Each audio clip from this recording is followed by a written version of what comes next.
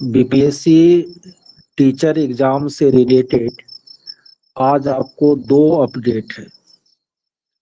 पहले मैं इस पर चर्चा कर लेता हूं और उनके बाद क्लास को हम आगे बढ़ाएंगे। पहला अपडेट यह है कि कुछ ऐसे स्टूडेंट थे आपको जो कि सीटेट में 82 से 90 के बीच अंक प्राप्त किए थे और वह जनरल कैटेगरी के महिला थे। ठीक है, जनरल कैटेगरी में महिला कैंडिडेट वे थे और उनका मार्क 82 से 90 के बीच था। तो उनका जो सीटेट का मार्कशीट आया तो उस पर तो नॉट क्वालिफाइड लिखा हुआ था। तो वे लोग संशय में थे कि जिस तरह छठे चरण में 82 से ऊपर वाले मार्क वाले जो फीमेल कैंडिडेट है जनरल में, उनको क्वालिफाइड मान करके उसको नियुक्ति दिया गया, इस बार ऐसा होगा या नहीं होगा। तो इस संबंध में शिक्षा विभाग के द्वारा पत्र जो है जारी की गई है, जिसमें यह क्लियर किया गया है कि जिस तरह छठे चरण में आपको 82 मार्क वाले जनरल महिला को क्वालिफाइड माना गया, उसी तरह सातवें चरण यानी ये जो भर्ती परीक्षा होगी इसमें भी 82 से ऊपर जो जनरल में महिला कैंडिडेट है, जो अदर आपको ओबीसी ईबीसी इस सब से थे तो वो तो 82 पर क्वालिफाइड पहले से ही थे। लेकिन जनरल में जो महिला कैंडिडेट है, यदि उनका भी अंक 82 से ऊपर है तो पूर्व की भांति वो क्वालिफाइड माने जाएंगे और वे बीपीएससी द्वारा जो अध्यापक भर्ती परीक्षा होगी उसमें वे शामिल होंगे। अब ऐसे अभ्यर्थियों के मन में एक प्रश्न यह भी आएगा कि जब सर हम लोग फॉर्म भरेंगे तो वहां पर जो सीटेट का प्रमाण पत्र मांगा जाएगा, तो हम लोग तो सीटेट मैंने सीबीएसई क्वालिफाइड नहीं मान रही है, तो हम लोगों को तो प्रमाण पत्र कोई नहीं मिला है। तो आपको प्रमाण पत्र नहीं देना है, आपको आपका जो मार्कशीट है जिस पर आपका मार्क स्टेटमेंट है ना, कि आपका अंक 82 है, 84 है, 88 है, उसी मार्कशीट को आपको अपलोड करनी है। और जहां पर आपको प्रमाण पत्र का क्रमांक मांगा जाएगा तो वहां पर NA नोट एप्लीकेबल आपको क्या करना है, लिखना है। समझ गए? तो ये एक अपडेट थी। इसमें भी आपको दो तीन ऐसे कैंडिडेट थे जो इस समस्या से पीड़ित थे, तो उनके लिए यह एक बहुत बड़ी खुशखबरी जो है सामने आई। दूसरा अपडेट यह है कि आपको बिहार माध्यमिक शिक्षक संघ न बिहार सेकेंडरी टीचर एसोसिएशन, ठीक है, बिल्कुल नमिता मैं डाल दूंगा। बिहार माध्यमिक शिक्षक संघ जो है आपको नियमावली 2023 को पटना हाईकोर्ट में चैलेंज किया था और आज उनका सुनवाई होना था, लेकिन पटना हाईकोर्ट ने इस सुनवाई को, इस केस को 29 अगस्त के लिए लिस्टेड कर दिया। यानी अब इस केस पर पटना हाईकोर्ट में जो सुनवाई का डेट अभी दिया गया है वह आपको 29 अगस्त को दिया गया है। तो तात्पर्य इसका यह हुआ कि तब तक तो आप लोगों का जो बीपीएससी का एग्जाम है टीचर वाला वो 29 अगस्त तक आपको हो जाएगी। उनके बाद जाकर के सुनवाई का ही डेट मिला है। तो एक जो आशंका थी बहुत सारे लोगों के मन में, अभ्यर्थियों के मन में, कि कहीं हाईकोर्ट इस बहाली को कुछ दिनों के लिए रोक नहीं दे, स्टे नहीं कर दे, तो वो समस्या मैंने आशंका भी आज खत्म हो गई।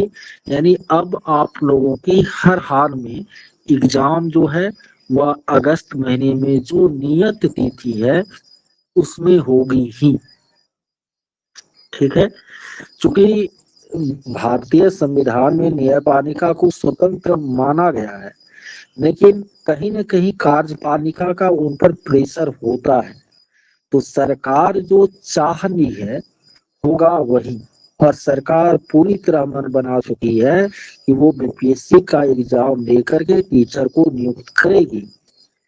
तो फिर उसी अनुरूप आपको कार्य होगा। इसलिए आप लोग नहीं, स्टे नहीं लगा, वर्षा स्टे नहीं लगा। 29 अगस्त को सुनवाई का ही डेट दे दिया। तो अब तो ये 29 अगस्त को जाकर के पहली सुनवाई होगी। अब फिर उस दिन डेट बढ़ा देगा या क्या करेगा वो तो कहना कठिन है। तब तक तो एग्जाम भी हो जाएगी ना। 29 अगस्त से पहले ही आपको एग्जाम हो जाएगी है। सीटेट का एग्जाम 20 अगस्त को है, 20 अगस्त। और सीटेट के एग्जाम से बीपीएससी टीआरई के एग्जाम को कोई लेना देना नहीं है, क्योंकि सीटेट अपीयरिंग स्टूडेंट को इसमें मौका नहीं दिया गया है।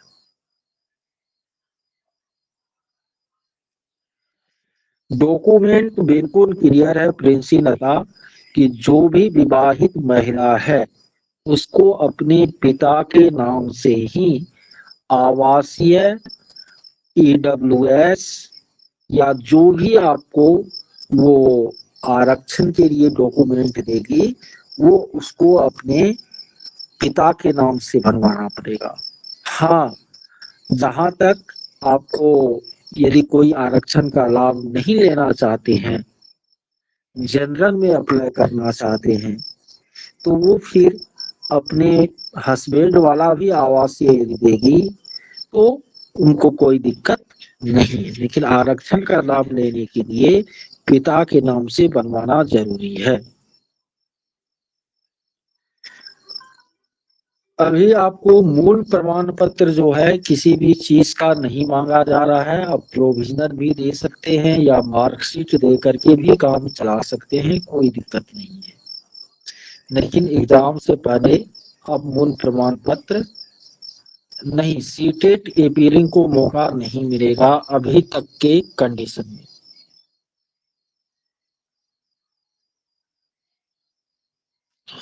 और नमिता, लेकिन वो अफवाह हम शुरू से ही नमिता सब दिन हम बोल रहे थे।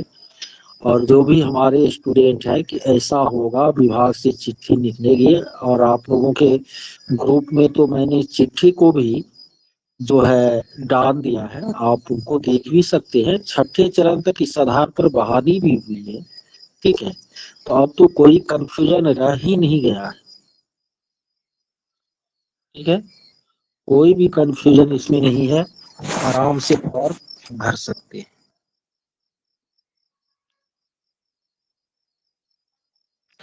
चलिए अब हम लोग पढ़ाई की तरफ आगे बढ़े।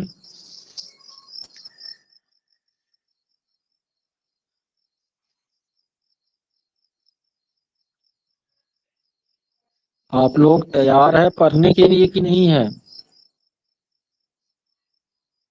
ठीक। टेस्ट आज का अपलोड होगा कुछ देर से। आधा क्वेश्चन लिखे, आधा बाकी है। 10 बजे रात तक अपलोड होगा। मोटिवेशन वाला वीडियो बना दिए। ओके। नोट्स भी तैयार हो रहा है, मिलेगा। उस पूरा करके देंगे ना, आधा अधूरा तो नहीं देंगे। 5-6 पेज लिखे हैं और कुछ लिखना है।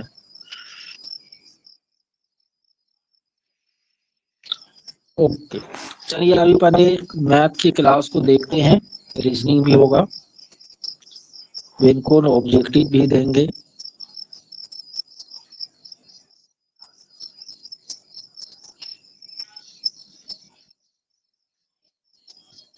टाइम तो कम है, मेहनत तो करना पड़ेगा ही।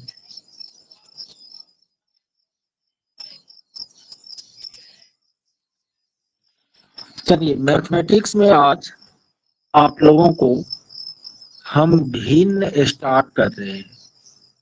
फ्रैक्शन, यह एक ऐसा टॉपिक है जिससे आपको बीपीएससी प्राथमिक शिक्षक परीक्षा में निश्चित रूप से मैथमेटिक्स से जो क्वेश्चन पूछे जाएंगे, तो उस क्वेश्चन का कम से कम 10% क्वेश्चन आपको भिन्न, सरलीकरण, दशमलव भिन्न, इन पर आधारित होंगे। तो मैथ रीजनिंग का अप्रॉक्स क्वेश्चन 25 से 30 क्वेश्चन रहेगा 120 में। 25%, मैक्सिमम 35 तक जा सकता है।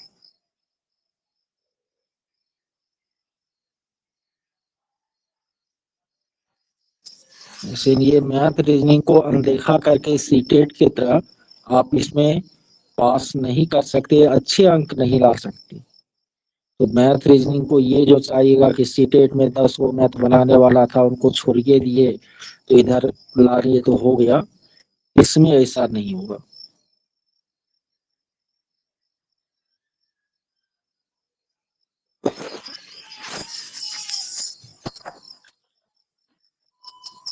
वर्षा, आपका क्या रिक्वेस्ट है?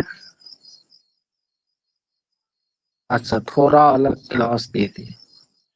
Okay okay okay. कल ही मैं दिन में निर्धारित, तो मेरी छुट्टी भी चल रही है, मैथ का अलग से ही क्लास दूंगा क्योंकि इस टाइम हेलो में समय सर। भी कहिए सर क्योंकि सर मतलब टाइम कम है सर, और क्योंकि सर मैथ बहुत टाइम लेता है सर, तो इसीलिए सर अगर 1 घंटा सर या 45 मिनट ही अगर सर डे में सर अगर अलग टाइम देते तो सर, क्योंकि हम लोग सर वीक स्टूडेंट है तो समझ में नहीं आता जल्दी। उनके लिए अच्छा हो जाता क्योंकि इस जी टाइम में जो है कुछ स्टूडेंट को का मैथ अच्छा है तो उनका भी समय किल नहीं होता, और जी जी सर। जिनका वीक है तो वो आपको समय दे करके समझ भी लेते। दोनों को फायदा होता है इनसे।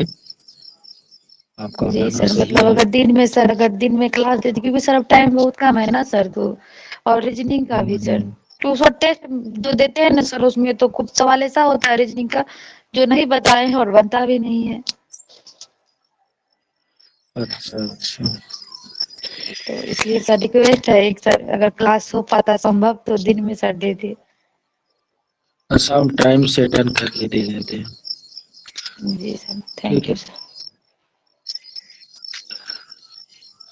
तो अच्छा, ऑनलाइन वाले में आहार श्रृंखला ये सब बताए थे आप लोगों को?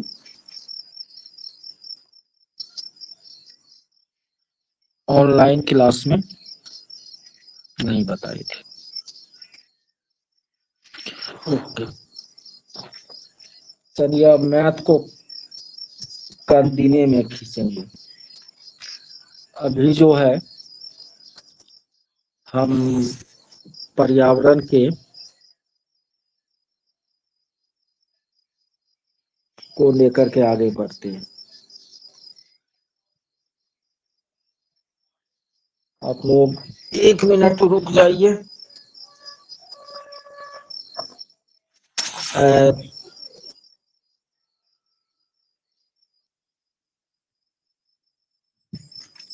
ओके, तो आज के क्लास में मैं आप लोगों को पर्यावरण का जो नोट मैं लिख रहा हूँ उसी को बताऊंगा, और उनके बाद फिर जो है जीके जीएस के क्वेश्चन आंसर होंगे। मैथमेटिक्स की जो कक्षा है वो कल दोपहर में हम लेंगे आप लोगों का, ठीक है?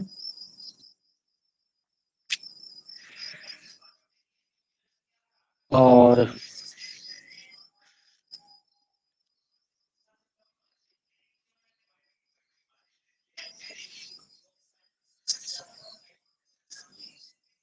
मात्र आप लोग जो है 1 सेकेंड और वेट कर लीजिए। हाँ ठीक है। देखिए, पर्यावरण किसको कहते हैं, तो आप लोगों को पता है कि हमारे चारों ओर का जो आवरण है वो आपको पर्यावरण है। पर्यावरण के मुख्य रूप से दो तरह के घटक होते हैं। एक होता है प्राकृतिक घटक और दूसरा होता है मानव निर्मित घटक। ठीक है, एक प्राकृतिक और दूसरा मानव निर्मित घटक होता है। मानव निर्मित घटक को हम सामाजिक सांस्कृतिक घटक भी कहते हैं। पर्यावरण का जो प्राकृतिक घटक है उसका भी दो भाग होता है। एक होता है आपको भौतिक घटक और दूसरा होता है जैविक घटक। आप ईश्वर के द्वारा निर्मित जो भी निर्जीव चीज देख रहे हैं अपने पर्यावरण में, वह आपको भौतिक घटक के अंतर्गत आता है।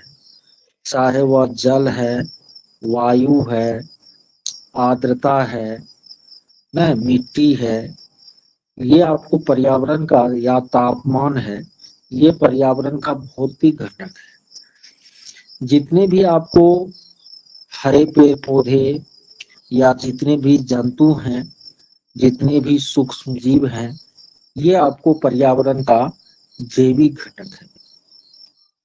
और मानव के द्वारा निर्मित जो कुछ भी है, चाहे वह भवन हो, चाहे किसी भी प्रकार की वस्तु हो, तो वह पर्यावरण का मानव निर्मित घटक कहलाता है। इसके बाद हम लोग जानते हैं कि पारिस्थितिक तंत्र या पारितंत्र, जिसको अंग्रेजी में हम इकोसिस्टम कहते हैं, यह इकोसिस्टम क्या है? नोट इसका आप लोगों को सुबह तक मिल जाएगा। इकोसिस्टम हम किसको कहते हैं? तो किसी विशेष पर्यावरणीय क्षेत्र के, किसी विशेष पर्यावरणीय क्षेत्र के जो भी जैविक और अजैविक घटक होते हैं, वो उस क्षेत्र के पारिस्थितिक तंत्र का निर्माण करते हैं। आप यह जानते हैं कि जीव जहां भी रहते हैं उसको जीव मंडल कहते हैं। जीव मंडल का तीन भाग होता है: स्थल मंडल, जल मंडल और वायुमंडल। तो वायुमंडल में तो आपको सजीव प्राणी नहीं के बराबर होते हैं, जो भी होते हैं स्थल मंडल और जल मंडल में होते हैं। ये स्थल मंडल कई तरह के पारिस्थितिक तंत्र में बटा हुआ होता है। जैसे स्थल मंडल में मैदानी पारिस्थितिक तंत्र एक हो गया, पर्वतीय पारिस्थितिक तंत्र दूसरा हो गया, मरुस्थलीय पारिस्थितिक तंत्र तीसरा हो गया, समुद्र तटीय पारिस्थितिक तंत्र चौथा हो गया, न वनीय पारिस्थितिक तंत्र पांचवा हो गया। तो इस तरह स्थल मंडल जो है अलग अलग इकोसिस्टम में, पारिस्थितिक तंत्र में बटा हुआ होता है। इसी तरह जल मंडल में भी बहुत सारे पारिस्थितिक तंत्र पाए जाते हैं, जैसे तालाबीय पारिस्थितिक तंत्र, नदी जलीय पारिस्थितिक तंत्र, या आपको समुद्र जलीय पारिस्थितिक तंत्र। यानी ये स्थल मंडल, जल मंडल आपको अलग अलग पारिस्थितिक तंत्र में, इकोसिस्टम में बटा हुआ होता है। और पारिस्थितिक तंत्र किसको कहते हैं? किसी भी विशेष पर्यावरणीय क्षेत्र के जो भी जैविक और अजैविक घटक होते हैं उसे हम पारिस्थितिक तंत्र कहते हैं। ठीक है, अब आप लोगों को हम जानकारी दे रहे हैं आहार श्रृंखला का। इनकी जानकारी दे रहे हैं आहार श्रृंखला। आप लोग जरूर 10th क्लास में आहार श्रृंखला के बारे में पढ़े होंगे। किसी भी पारिस्थितिक तंत्र में अपने आहार आवश्यकता की पूर्ति के लिए जीवों के बीच जो संबंध पाया जाता है उसको हम आहार श्रृंखला कहते हैं। जैसे घास है, घास को बकरी खाती है और बकरी को कौन खा जाता है, तो मनुष्य खा जाता है। ये आपको एक सरल आहार श्रृंखला होगी, ठीक है। इसी तरह घास को टिड्डा खाता है, टिड्डा को मेढक खाता है, मेढक को सांप खाता है, सांप को बाज खा जाता है। तो ये भी क्या हो गया, आपको आहार श्रृंखला हो गया। इसी तरह जो शैवाल होते हैं समुद्र में, शैवाल उसको छोटी मछली खाती है और छोटी मछली को बड़ी मछली खा जाती है ना। तो ये भी आपको क्या हो गया, आहार श्रृंखला हो गया, ठीक है। देखिए किसी भी आहार श्रृंखला की जो शुरुआत होगी वह हमेशा उत्पादक से होगी। आप लोग जानते हैं कि जो भी हरे पेड़ पौधे हैं वह उत्पादक कहलाते हैं, क्योंकि वह प्रकाश संश्लेषण की क्रिया के द्वारा खुद से भोजन का निर्माण करते हैं। तो आहार श्रृंखला की जो शुरुआत होती है वह कहाँ से होती है, उत्पादक से होती है। शैवाल में भी प्रकाश संश्लेषण होता है। और फिर जो आहार श्रृंखला का पहला आपको दूसरा स्तर होता है, पहला स्तर तो हमेशा उत्पादक का होगा। आहार श्रृंखला का जो दूसरा स्तर होगा वो आपको शाकाहारी जीव का होगा, क्योंकि वो पहले स्तर जो उत्पादक स्तर है उसको जो भी खाएगा वो शाकाहारी ही होगा। और जो उसके बाद वाला स्तर है वह मांसाहारी भी हो सकता है, सर्वाहारी भी हो सकता है, ठीक है। समझ रहे हैं यहां तक आप लोग? अब देखिए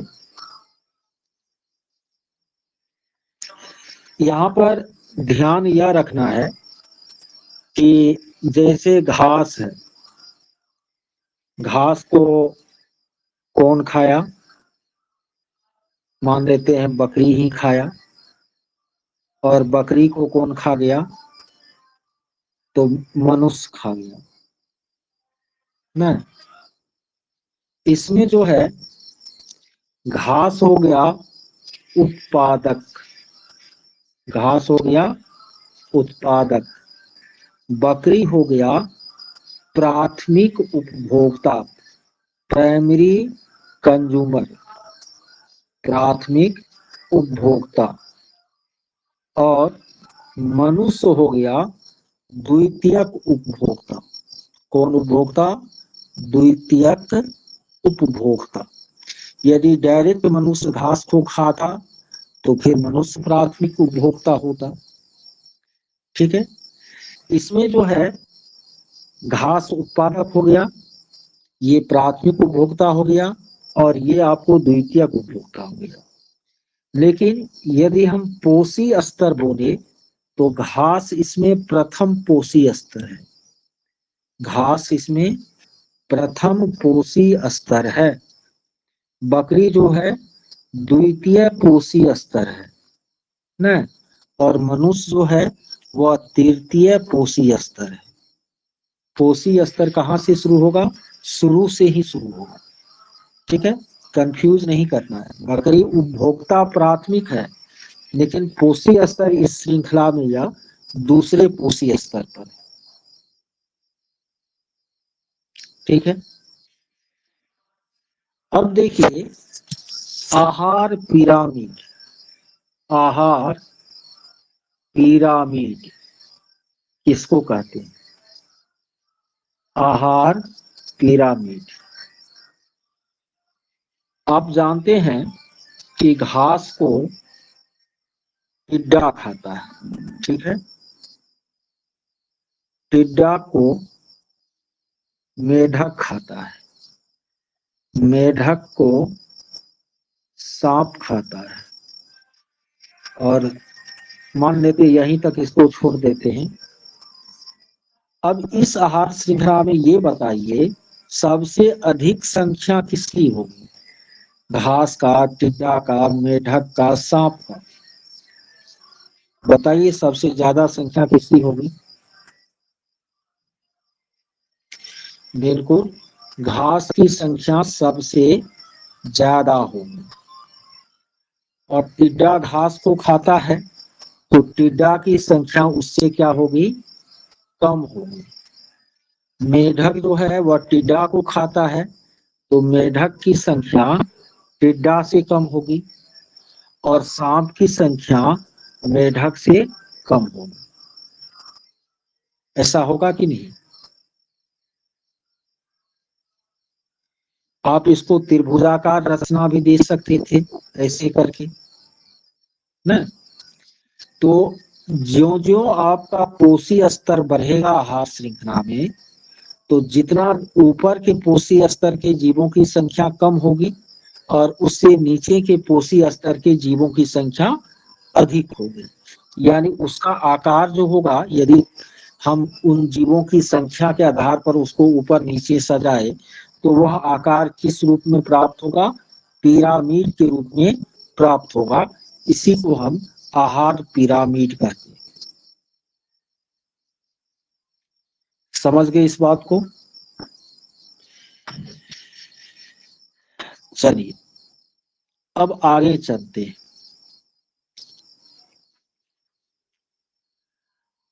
अब देखिए, जीव मंडल में ऊर्जा का जो मुख्य स्रोत है वह है आपको सूरज, ठीक है। सूरज नहीं तो कुछ नहीं। सूरज से ऊर्जा ग्रहण करता है कौन? तो जो भी उत्पादक है, हरे पेड़ पौधे, वह सौर ऊर्जा को ग्रहण करते हैं प्रकाश संश्लेषण की क्रिया के द्वारा। फिर मान लेते हैं कि हरे पौधे को खाया बकरी और बकरी को खाया मनुष्य, ठीक है। तो आहार श्रृंखला तो यहां से हुआ हरे पौधे, बकरी, मनुष्य। तो हरे पौधे जो है सूर्य से ऊर्जा को ग्रहण करते हैं।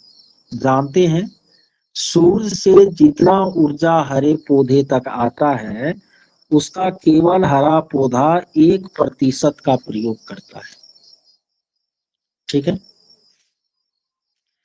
इसके बाद इस श्रृंखला में प्रत्येक स्तर में केवल 10% ऊर्जा का ही संचय हो पाता है। सूर्य से जो ऊर्जा आया हरा पौधा उसका 1% ग्रहण किया, हरा पौधा फिर जो ग्रहण किया उसका 90% हरा पौधा खुद खर्च कर देता है, उसके शरीर में उनका केवल 10% होता है।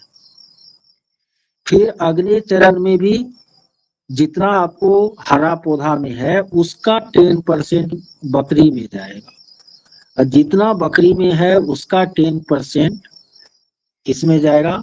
मनुष्य में।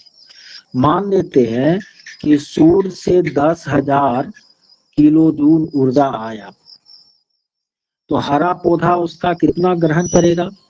सूर्य से जो 10,000 ऊर्जा मुक्त हुई वो हरे पौधे तक उनका केवल 1% पहुंचेगा न। हरे पौधे तक कितना पहुंचेगा? तो केवल 100 किलो जूल पहुंचेगी। हरा पौधा जो है उसके शरीर में 100 का 10% केवल 10 किलो जूल ऊर्जा रहेगी। बकरी के शरीर में 10 का 10%, 10 का 10% केवल 1 जूल ऊर्जा आएगी। और फिर मनुष्य के शरीर में 1 जूल का 10% 0.1 जूल ऊर्जा आएगी। यानी ज्यो ज्यो पोषी स्तर की संख्या बढ़ेगी तो ऊर्जा ऊपर वाले स्तर को कम प्राप्त होगी। इसीलिए कोई भी आहार श्रृंखला समानता 4-5 चरण से ज्यादा का नहीं होता है। ये जो 10% ही ऊर्जा आपको किसी पोषी स्तर में संचित हो पाती है, यह नियम लेंडमान ने दिया, इसीलिए इसको लेंडमान के 10% का नियम भी कहते हैं। यानी सूर्य से जो ऊर्जा मुक्त होता है उसका केवल 1% पौधे तक आता है। जितना हरे पौधे तक आया हरा पौधा उसके केवल 10% को अपने पास रख पाता है, 90% उसका बेकार हो जाता है। फिर हरा पौधा को जो खाया तो उसके पास हरे पौधे में जितना आपको एनर्जी है उसका 10% ही पहुंचेगा। फिर उसको जो खाया तो जितना उसमें है उसका 10% ही पहुंचेगा। तो यही है आपको लेंडमान का 10% का नियम। इस चीज को समझ गए। अब है जीव मंडल में ऊर्जा का प्रवाह। जीव मंडल में ऊर्जा का प्रवाह। तो जीव मंडल में ऊर्जा का जो प्रवाह होता है वह एक दिशीय या अचक्रीय होता है। जीव मंडल में ऊर्जा का प्रवाह एक दिशीय या अचक्रीय होता है। कैसे? तो जीव मंडल में ऊर्जा का स्रोत कौन है? सूर्य है।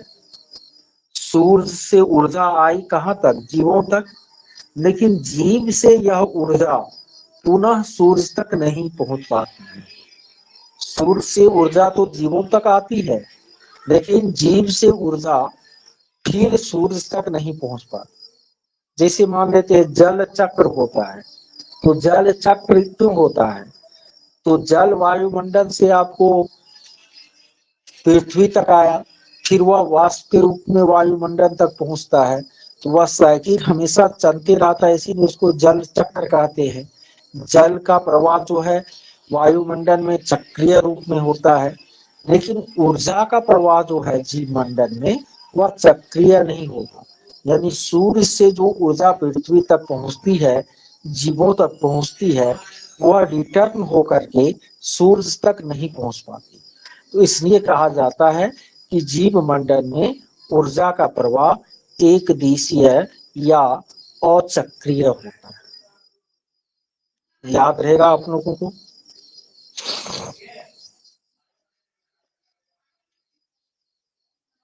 चलिए अब हम लोग आगे जानते हैं जैव आवर्धन। जैव आवर्धन अंग्रेजी में इसको बायोमैग्निफिकेशन कहते हैं। आवर्धन माने वृद्धि होना। तो ये जैव आवर्धन या बायोमैग्निफिकेशन किसको कहा जाता है? देखिए आप जानते हैं कि खेतों में आजकल अधिक फसल उत्पादन के लिए कीटनाशी, पीड़कनाशी आदि का प्रयोग किया जाता है। ठीक है। ये कीटनाशी, पीड़कनाशी का जो विषैला प्रभाव है वो बह करके कहां तक जाता है? जल स्रोत तक जाता है। कहां तक जाता है? जल स्रोत तक। जैसे कि नदी में चली गया, तालाब में चले गया। अब उस जल का प्रयोग करने वाला जो जीव है तो उस पर उसका विषैला प्रभाव पड़ता है नहीं? और उस जीव का चाहे मांस के रूप में या उस जीव से उत्पन्न होने वाला दूध यदि कोई अन्न खाता है तो उस पर उसका ज्यादा विषैला प्रभाव पड़ता है। मान लेते हैं कि कीटनाशी सब जो पानी में मिला उस पानी को कोई गाय पिया तो गाय पर जितना विषैला प्रभाव पड़ता है उस गाय का जो दूध खाने वाला आदमी है उस पर उसका उससे ज्यादा विषैला प्रभाव पड़ता है। इसी को क्या कहा जाता है? जैव आवर्धन कहा जाता है। यानी जितने ऊपर स्तर तक जाएगा वो विषैला प्रभाव, टॉक्सिक इफेक्ट की मात्रा और ज्यादा खतरनाक होती जाएगी। इसी को हम बायो मैग्निफिकेशन कहते हैं।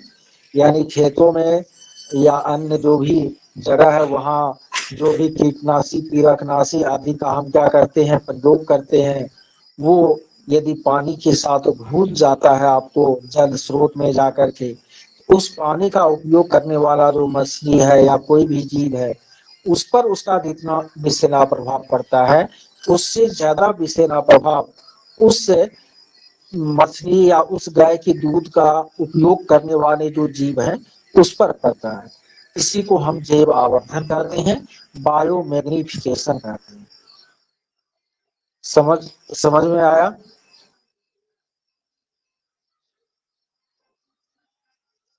चलिए अब हम लोग जानते हैं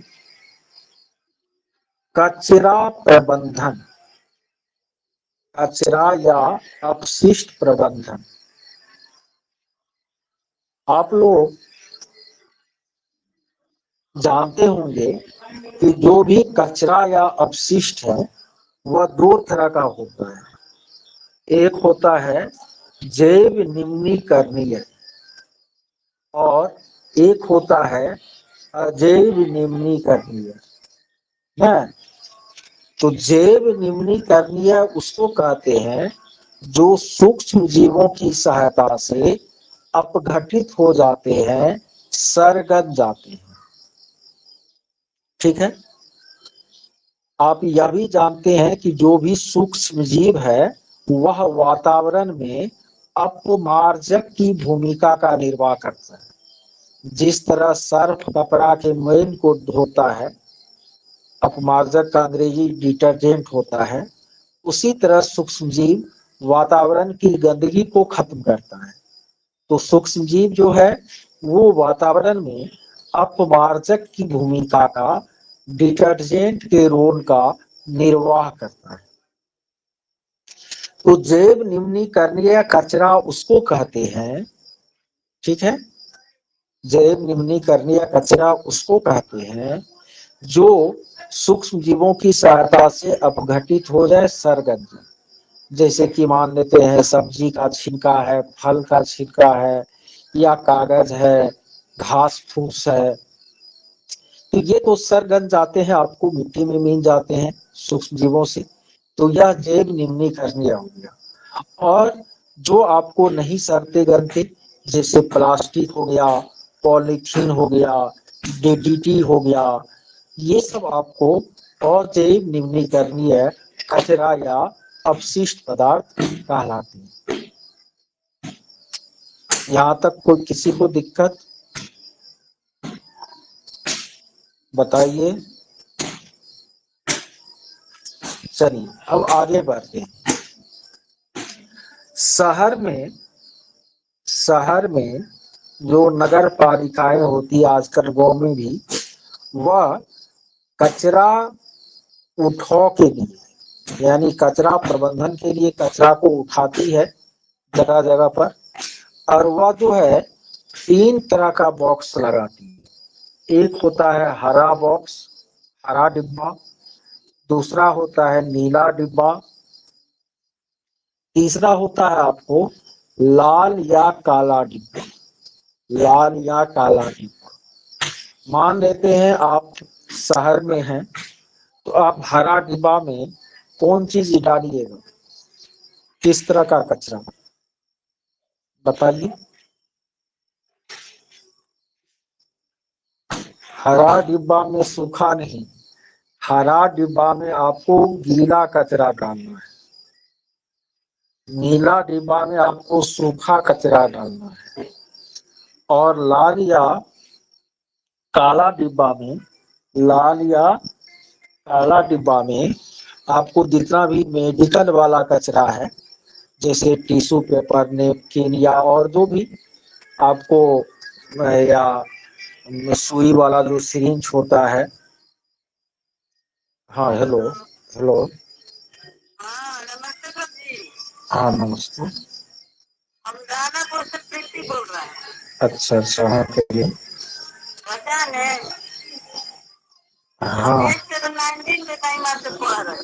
अच्छा अच्छा, हाँ हाँ हाँ, स्टेट के सामने सही याद आया। अभी इसीलिए बोल गए हैं आपके पास कि अब बीपीएससी का विचार कर रहे हैं, आप करवाइए। अच्छा, आपका सब्जेक्ट तो सोशल साइंस था ना? हाँ हाँ दूसरे संस्था एक मेरिट में थे जो 13 नंबर आया था, आपके पास ये बेटे भी थे। रिजल्ट हम्म। आया था तो हाँ हाई स्कूल में तो अच्छा रिजल्ट आया था मेरे पास से। हाँ तो तैयारी कर रहे हैं। तैयारी तो सब अपना से कर रहे हैं, लेकिन आप फेसबुक पर एक दो डाले हैं, आपको ज्वाइन किए हैं हम तो। आपका जो डेट का टीचर को क्वेश्चन है वो मेरे को भास्ट लग रहा है, इसीलिए आपसे बात करना चाहे कि आप डेट का प्रैक्टिस करवा रहे हैं और तो हमारा भी करवाइए। अच्छा अच्छा बाकी तो हम सब NCERT या PTBT जो है सब अपना पढ़ रहे हैं।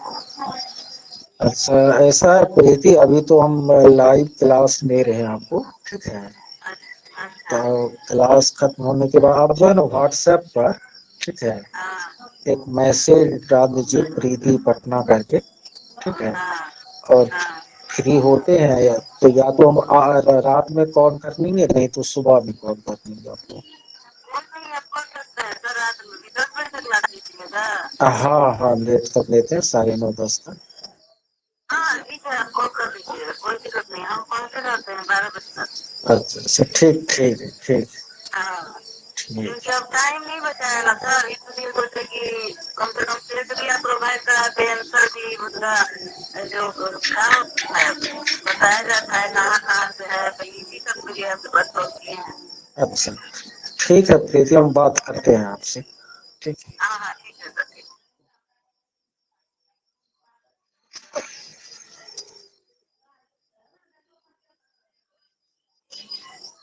हम्म, तो काला में जो है आपको जो भी मेडिकल वाला कचरा है ना, क्लास कौन कब से हो रहा है? क्लास जो है वह 7:45 से हो रहा है। आप एकदम सुनिश्चित कर लीजिए कि 7:45 से ही रात को क्लास होगी। एप्स पर भी टाइम को हम चेंज कर देते हैं। ये आपको अभी स्टेट 2019 में ये मेरे पास से पढ़ी थी, मेरिट में आई थी सोशल साइंस में। आपको 9th 10th वाला जो एग्जाम हुआ था वहीं कॉल की थी। उस हाई स्कूल में भी सेकेंडरी टीचर में अलग अलग विषय में बहुत अच्छा रिजल्ट उस बार आया था। मेरे यहाँ से 23 स्टूडेंट में 19 का रिजल्ट आया था, इसीलिए आज उनको याद आया।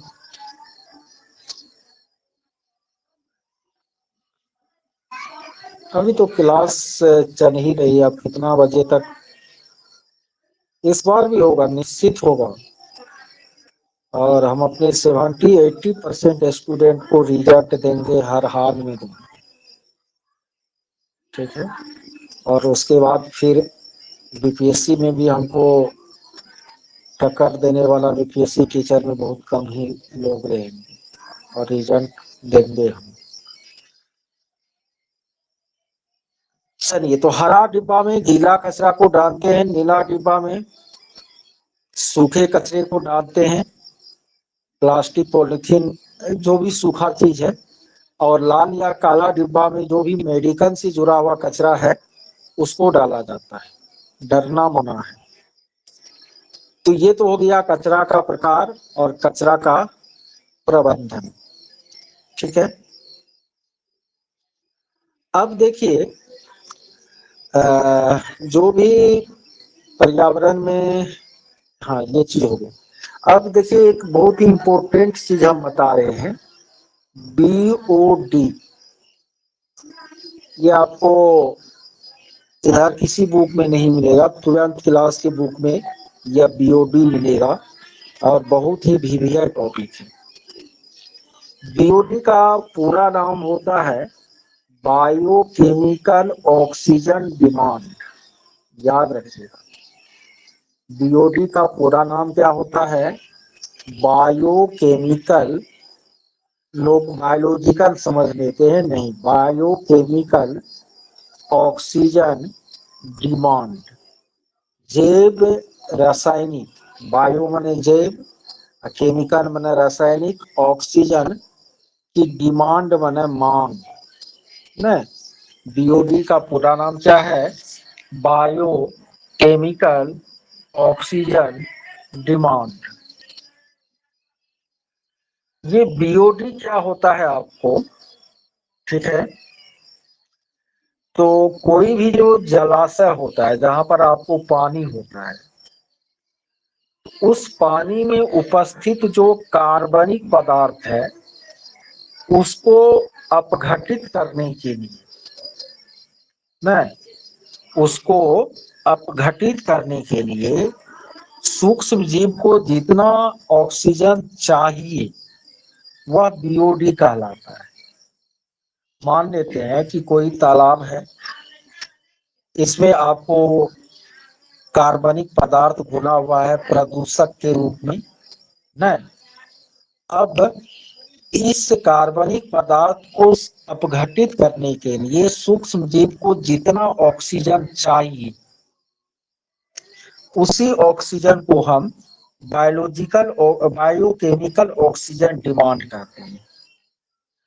अब यदि कार्बनिक पदार्थ ज्यादा होने का मतलब है कि इसमें आपको प्रदूषण ज्यादा है, तो यदि कार्बनिक पदार्थ ज्यादा हो जलाशय में तो बायोलॉजिकल और बायोकेमिकल ऑक्सीजन डिमांड क्या होगी? बढ़ जाएगी।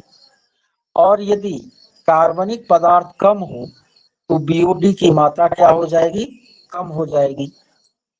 तो यदि बीओडी का वैल्यू ज्यादा है, यदि बीओडी का वैल्यू ज्यादा है तो इसका मतलब जो जल स्रोत है वह अधिक प्रदूषित है, इसमें प्रदूषण की मात्रा ज्यादा है। और यदि बीओडी की मात्रा कम है तो इसका मतलब है कि जो जल स्रोत है वो कम प्रदूषित है। आप बीओडी को सीधा समझिए कि बीओडी का पूरा नाम बायोकेमिकल ऑक्सीजन डिमांड होता है, ठीक है? किसी भी जल स्रोत में जो प्रदूषित कण कार्बनिक पदार्थ के रूप में रहते हैं उसको अपघटित करने के लिए उस जल स्रोत में रहने वाले सूक्ष्म जीव को जितनी ऑक्सीजन की आवश्यकता होती है उसी को बायोकेमिकल ऑक्सीजन डिमांड कहते हैं। यदि बीओडी का वैल्यू ज्यादा है, ऑक्सीजन ज्यादा चाहिए, जिसका मतलब है कि प्रदूषण ज्यादा है पानी में, और बीओडी का वैल्यू यदि कम है, कम ऑक्सीजन चाहिए, तो इसका मतलब है कि जल स्रोत में आपको प्रदूषण की मात्रा कम है। यानी बीओडी ज्यादा तो प्रदूषण ज्यादा, बीओडी कम तो प्रदूषण कम। समझ गए इसको?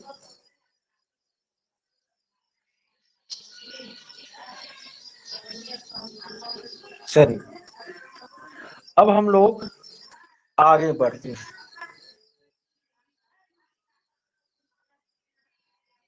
आगे हम लोग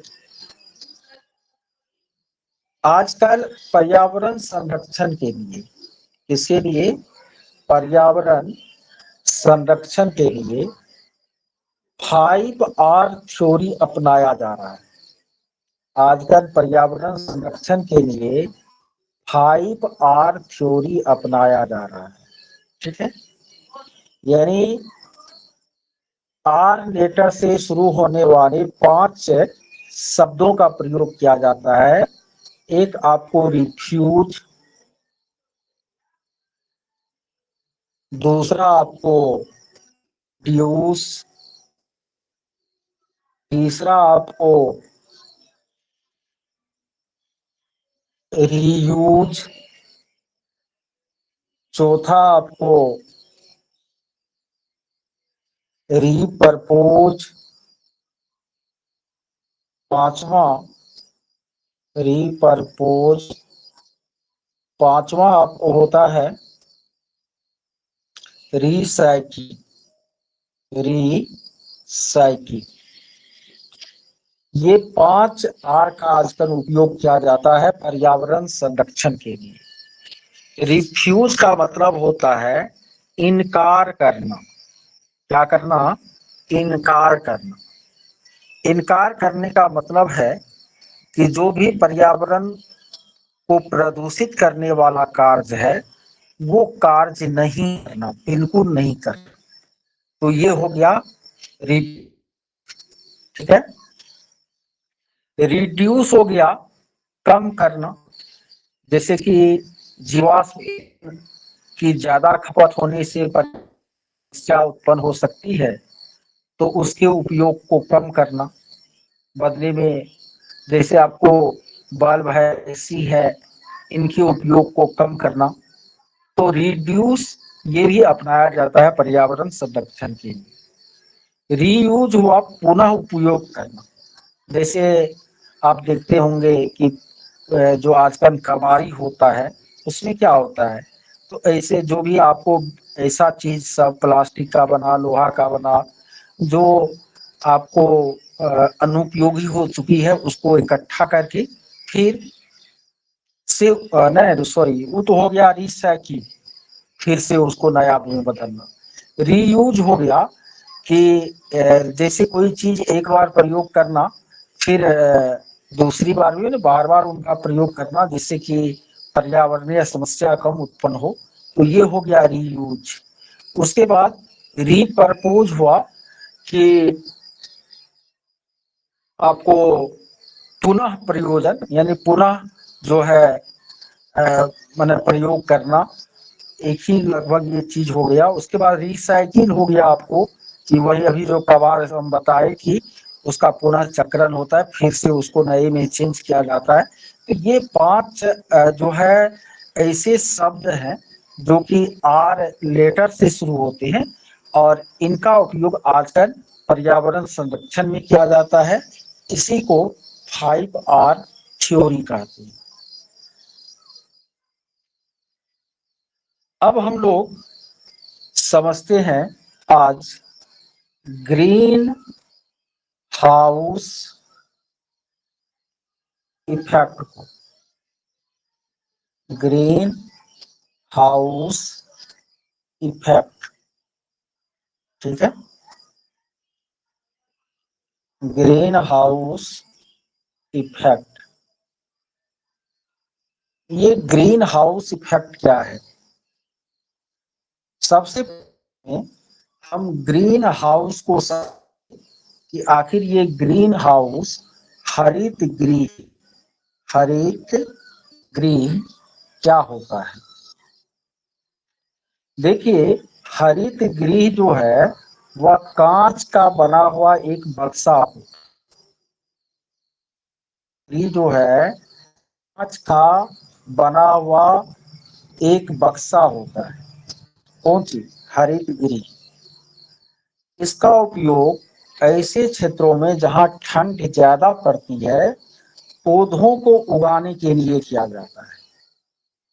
जैसे कि कांच के बक्से में आपको पौधा लगा दिया, और ये कांच का बक्सा ऐसा होता है जो सूर्य से तो किरण को आने देती है, लेकिन टकरा करके जो फिर वो वापस लौटती है तो वह कांच से बाहर नहीं जा पाती।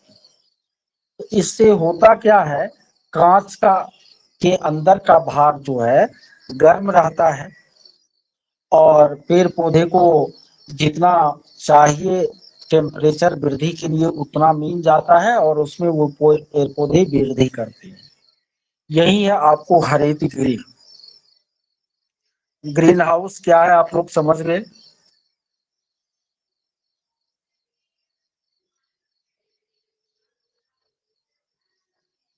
ठीक है,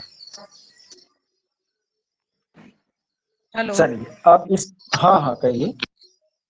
सर, एक बार ग्रीन हाउस को थोड़ा सा रिपीट कर दीजिए ना। एक बार फिर से रिपीट कर दिए ही ना।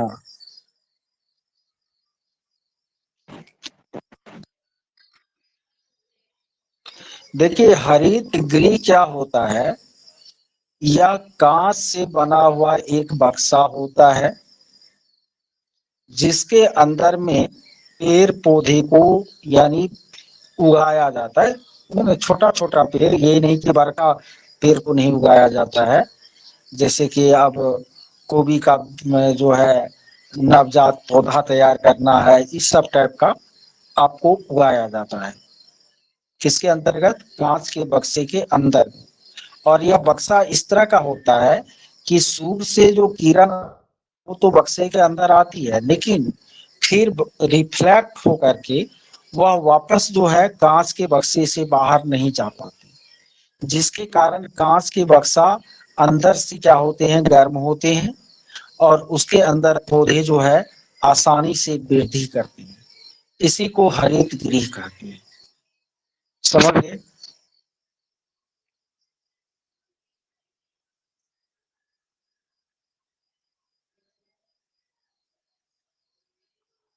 अब जो है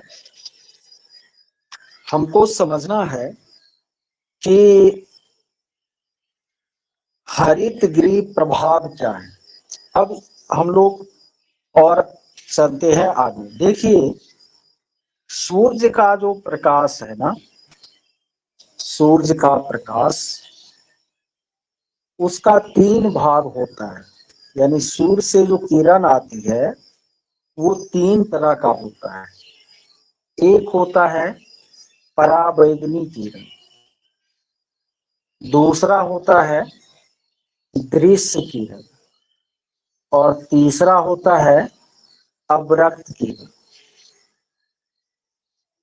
सूर्य से जो प्रकाश आती है वह 3 तरह का होता है, पराबैंगनी किरण, दृश्य किरण और अवरक्त किरण। देखिए दृश्य किरण जो होता है वो 7 रंगों का मिश्रण होता है श्वेत प्रकाश के रूप में, और यह देखने में हमें सहायता करती है। कौन? दृश्य किरण। और जो अवरक्त किरण होती है वो आपको अपने साथ तापमान को लाती है, और इसी अवरक्त किरण के कारण पृथ्वी गर्म होता है। यदि अवरक्त किरण नहीं होती, पृथ्वी तक नहीं आती, तो सूर्य के धूप में हमको गर्मी का एहसास नहीं होता। ठीक है? तो अवरक्त किरण को गर्म करती है, दृश्य किरण देखने में सहायता करती है, और जो पराबैंगनी किरण है वो आपको हमारे लिए खतरनाक होती है। ये किरण पराबैंगनी रह जाता है वायुमंडल के ओजोन परत में। ओजोन परत उसको अवशोषित कर देता है। आजकल हालांकि ओजोन परत पतला हो रहा है, छिद्र हो रहा है, थोड़ा बहुत पहुंचने लगा है पराबैंगनी किरण, जिसके कारण कई तरह के त्वचा कैंसर, मोतियाबिंद जैसी बीमारियों से लोग ग्रसित हो रहे हैं। तो ये पराबैंगनी किरण को ओजोन परत ऊपर में ही रोक लिया और पहुंचता है पृथ्वी तक कौन कौन सा किरण? तो दृश्य किरण और अवरक्त किरण। अब दृश्य किरण तो देखने में सहायता करता है।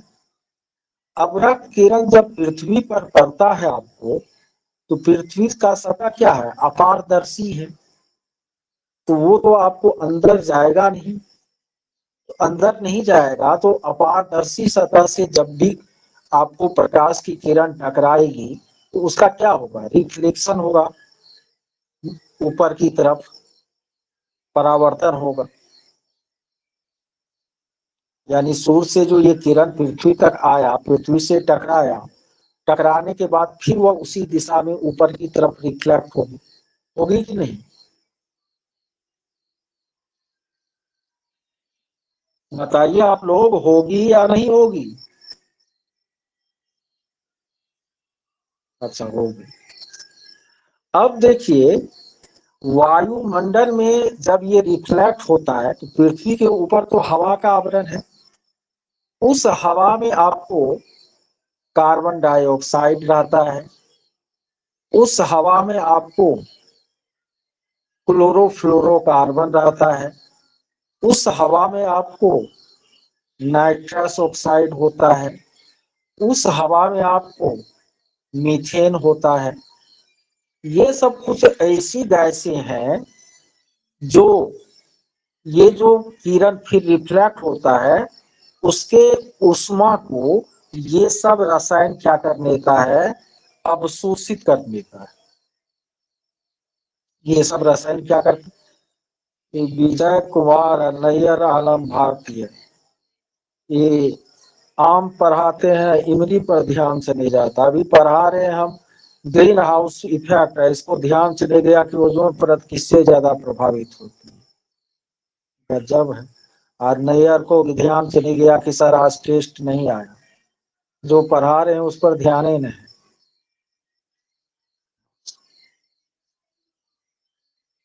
ओजोन परत क्लोरोफ्लोरोकार्बन से ज्यादा प्रभावित होती है।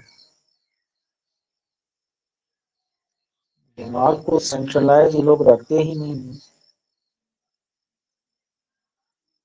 तो ये जो है आपको कहा थे हम लोग कि ये आपको रिफ्लेक्ट होकर के जो ऊपर जाती है, तो वायुमंडल में जो ये सब गैस है ये इसको अवशोषित करती है, ठीक है, ऊपर जाने नहीं देती है। तो जिसके कारण क्या होता है, तो ये वायुमंडल और पृथ्वी का जो सतह है वो आपको गर्म हो जाता है। गैस की मात्रा रहेगी तो पृथ्वी का सतह कम गर्म होगा। यदि गैस की मात्रा बढ़ जाएगी तो फिर क्या होगा, वो बिल्कुल ऊपर नहीं जाने देगा, इस विकिरण को नीचे में रोक लेगा। तो पृथ्वी, तो ये जो पृथ्वी जितना गर्म होता है, तो ये उसी तरह की घटना है जिस तरह की ग्रीन हाउस में होता है। अभी पिछले पेज में हम बताया, इसीलिए इसको ग्रीन हाउस कहते हैं। और ग्रीन हाउस इफेक्ट के कारण जो पृथ्वी का तापमान बढ़ रहा है उस घटना को हम ग्लोबल वार्मिंग या भूमंडल कहते हैं। तो ग्लोबल वार्मिंग या भूमंडलीय तापमान या ग्रीन हाउस ये जो आई गैस है वह कौन कौन हो गया, एक कार्बन डाइऑक्साइड हो गया, दूसरा आप तीसरा आपको क्लोरोफ्लोरोकार्बन हो गया CFC, N2O, पांचवा आपको जलवाष्प हो गया। ये सब आपको क्या करती है, ऊष्मा जो विकृत होता है, रिफ्रैक्ट होता है पृथ्वी से, उसको ऊपर जाने से रोकती है और पृथ्वी के तापमान को बढ़ा देती है। ये सारा आपको ग्रीन हाउस गैस का उदाहरण है। इसका उदाहरण है ग्रीन हाउस गैस का, CO2, CH4, CF, ये सब ग्रीन हाउस गैस का क्या है, उदाहरण।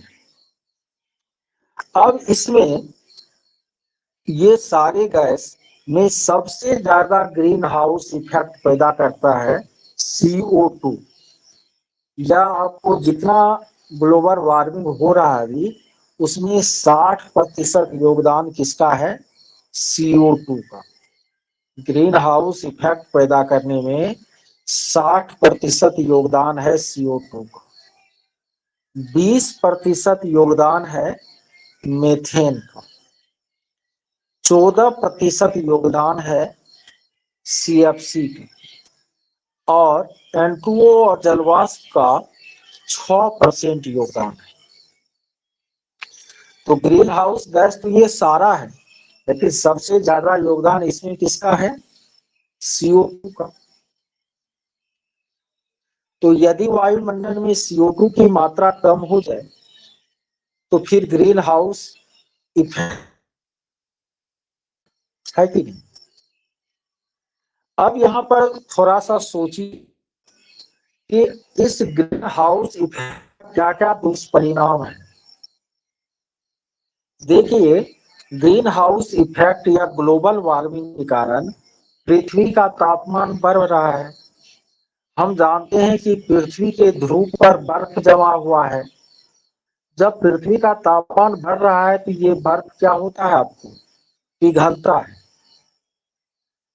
बर्फ क्या होता है, पिघलता है ना? और यह बर्फ जो पिघल रहा है, इसके कारण समुद्र का जो जल स्तर है वह ऊपर उठ रहा है। और यदि बहुत ज्यादा आपको बर्फ पिघल जाएगा, समुद्र का जल स्तर बहुत ज्यादा ऊपर हो जाएगा, तो वह पृथ्वी के जो द्वीप है, जो तटीय क्षेत्र है, उसको जलमग्न कर देगी। तो बड़ा ही खतरनाक प्रभाव है इस ग्रीन हाउस इफेक्ट का। तो आपको ग्रीन हाउस इफेक्ट को कम करना है ना? तो इसके लिए ग्रीन हाउस गैसों का उत्सर्जन जो है वह कम से कम करना होगा। तो कम से कम हम कैसे करेंगे? तो ज्यादा से ज्यादा हम क्या करेंगे, पेड़ लगाएंगे, वनारोपण करेंगे। तो यदि हम ज्यादा पेड़ लगाएंगे तो पेड़ तो कार्बन डाइऑक्साइड को ग्रहण करता है प्रकाश संश्लेषण के कारण। तो ज्यादा पेड़ लगाएंगे तो ज्यादा CO2 वो उपयोग में ला लेगी, तो वातावरण में CO2 की मात्रा नियंत्रित रहेगी और ग्रीन हाउस इफेक्ट कम होगा। साथ ही साथ यदि आपको हम जो जीवाश्म ईंधन है, चाहे वह कोयला है, पेट्रोलियम है, प्राकृतिक गैस है, इसका यदि कम उपयोग करेंगे तो यह CO2, CH4 आदि का उत्पादन कम होगा। इनसे भी हरित गृह प्रभाव जो है उसमें कमी आएगी। फ्लोरोकार्बन जो है वो रेफ्रिजरेटर, जितना भी फ्रीजिंग वाला चीज है उससे निकलता है, उसका यदि उपयोग कम करेंगे तो CFC की मात्रा घटेगी। तो इस तरह से ये जनसंख्या नियंत्रण जब हम करेंगे तो सबकी मात्रा घटेगी। तो जनसंख्या नियंत्रण के द्वारा या आपको पेड़ लगा करके, जीवाश्म ईंधन का कम उपयोग करके, रेफ्रिजरेटर का कम उपयोग करके हम हरित गृह प्रभाव या फ्रीऑन गैस रहता है प्रिंसिपल, हरित गृह प्रभाव या ग्लोबल वार्मिंग से क्या कर सकते हैं, बच सकते हैं। तो ये हरित गृह प्रभाव की कहानी समझ में आई।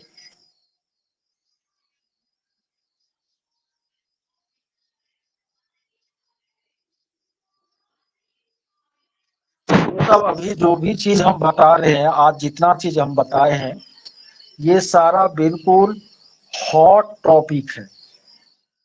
एक बात दिमाग में आप लोग सेट कर लीजिए कि संविधान रटने से और इतिहास रटने से जरूरी है वो भी, उसको केवल रटने से आप प्राइमरी टीचर में कभी भी बेहतर स्कोर और रिजल्ट नहीं कर सकते।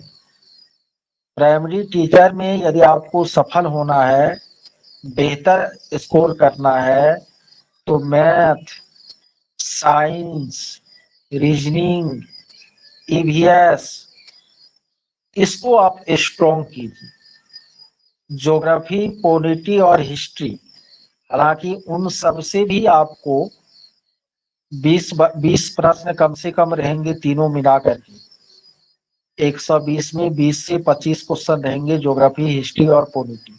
लेकिन उसका सिलेबस बहुत बड़ा हो जाता है। हालांकि हिस्ट्री आप कवर कर सकते हैं क्योंकि उसमें केवल भारतीय राष्ट्रीय आंदोलन ही आपको क्या करना है, पढ़ना है। लेकिन ज्योग्राफी फिर बहुत बड़ा सिलेबस हो जाएगा। तो पढ़ाई जब भी कीजिए तो आपको जो है अपना मतलब उस चीज पर ज्यादा फोकस करना है जहां आप में कमी है और जहां से अधिक प्रश्न पूछे जाएंगे, उनके बाद ही आपका जो है बेहतर रिजल्ट हो सकेगा। यदि जैसे अभी कुछ इंस्टीट्यूट, कुछ टीचर आपको करवा रहे हैं एकदम इतना डीप में हिस्ट्री या जो पॉलिटी पढ़ा रहे हैं, उसी को पढ़ने में विद्यार्थी का समय निकल जा रहा है और वो टीचर, वो स्टूडेंट यही सोच रहा है कि हम BPSC पब्लिक सर्विस कमीशन के एग्जाम में बैठेंगे। ऐसी कोई बात नहीं है, मैं बार बार बोल रहा हूँ और जो बोलता हूँ वो सही लगभग होता आया होगा। तो आप लोग इस चीज को ध्यान में हमेशा रखें। हम ये नहीं कहते कि उस सब्जेक्ट को बिल्कुल छोड़ दीजिए, लेकिन इधर वाली जो चीजें हैं उसको फोकस ज्यादा कीजिए। ठीक है।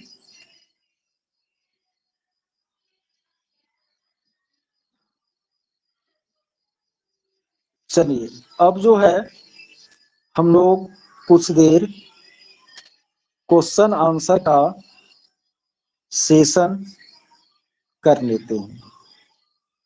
आप लोग तैयार हैं?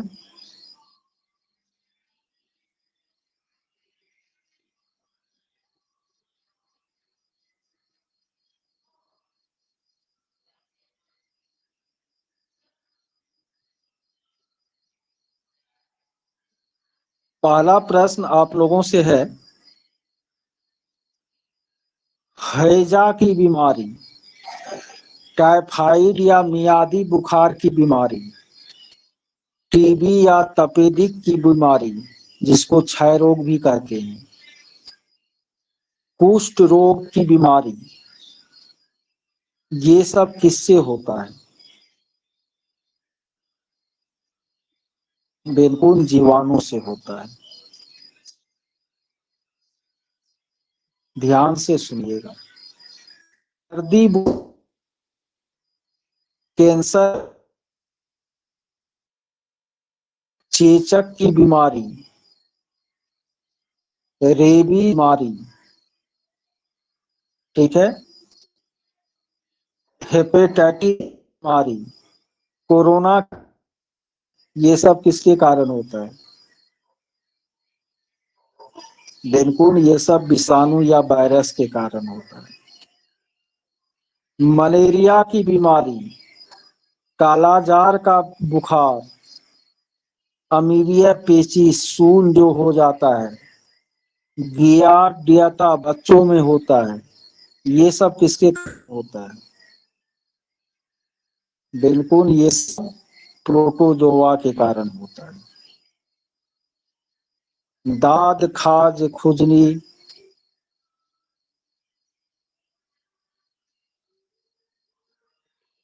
ये सब कवक के कारण होता है।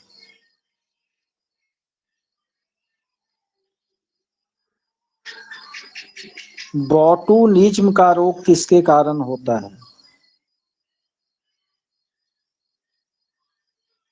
बोटुलिज्म, बिल्कुल ये फूड पॉइजनिंग के कारण होता है, भोजन विषाक्तन के कारण होता है।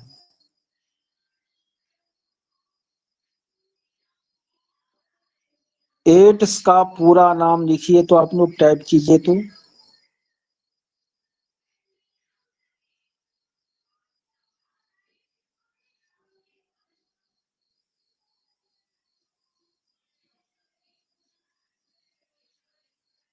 एड्स का पूरा नाम,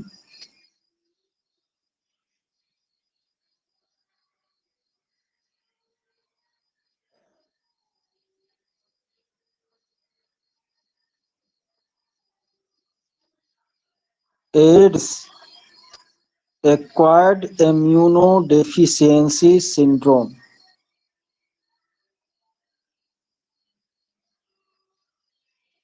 एड्स किस विषाणु के कारण होता है?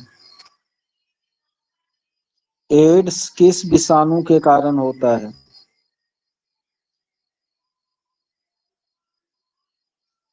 बिल्कुल HIV के कारण होता है। क्या आपके शरीर में HIV है?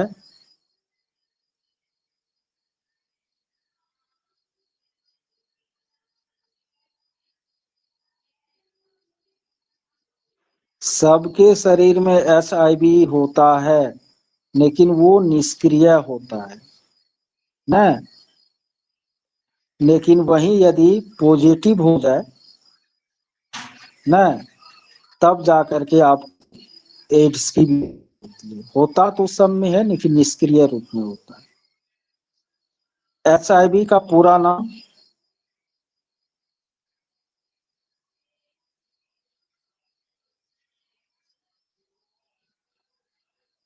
Human immuno virus.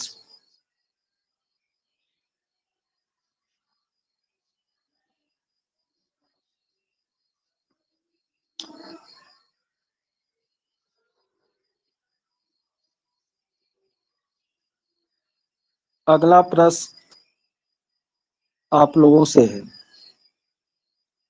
एंथ्रेक्स का जो रोग होता है पशु में, उसमें कहाँ कहाँ घाव हो जाता है पशु को?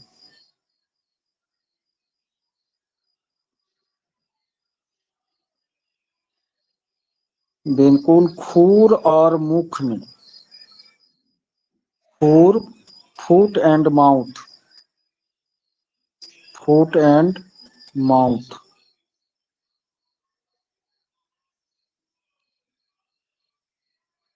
अच्छा, डेंगू ज्वर जो होता है वह किस मच्छर के काटने से होता है?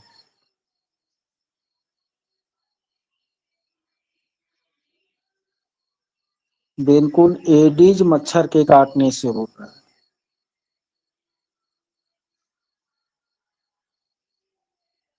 डेंगू ज्वर एडीज मच्छर के काटने से होता है।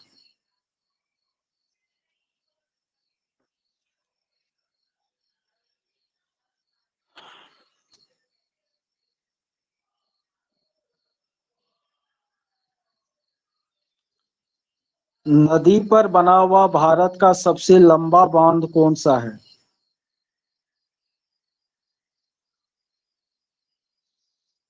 नदी पर बना हुआ भारत का सबसे लंबा बांध कौन सा है? हीराकुड बांध हो जाएगा, जो महानदी पर है उड़ीसा में।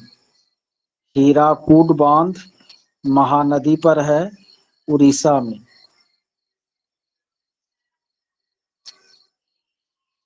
और सबसे ऊंचा यदि पूछे तब भाखड़ा नंगल बांध हो जाएगा सतलज नदी पर।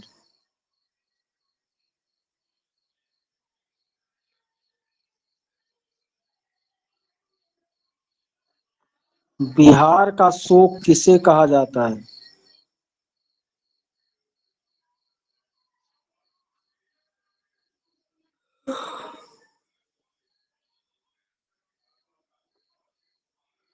बिहार में 3 नदी घाटी परियोजनाएं हैं।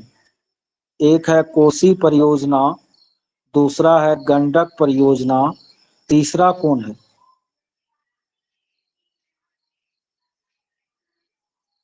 एक कोसी परियोजना है, दूसरा गंडक परियोजना है, तीसरा कौन है?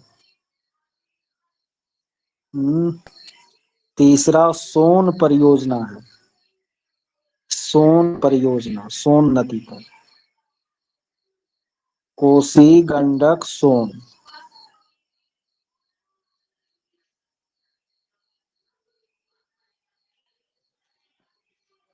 चलिए, अब जो है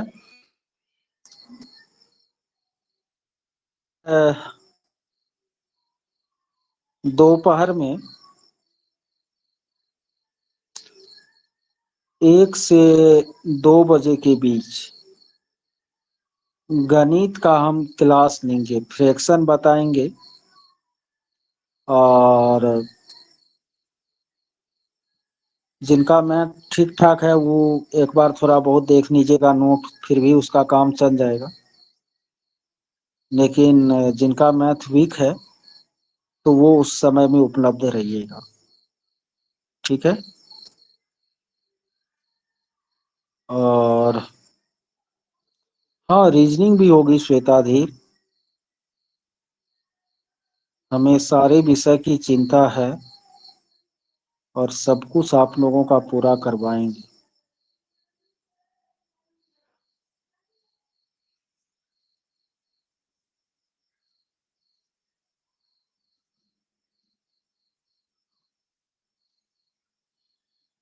ठीक है, चलिए अब इतना ही।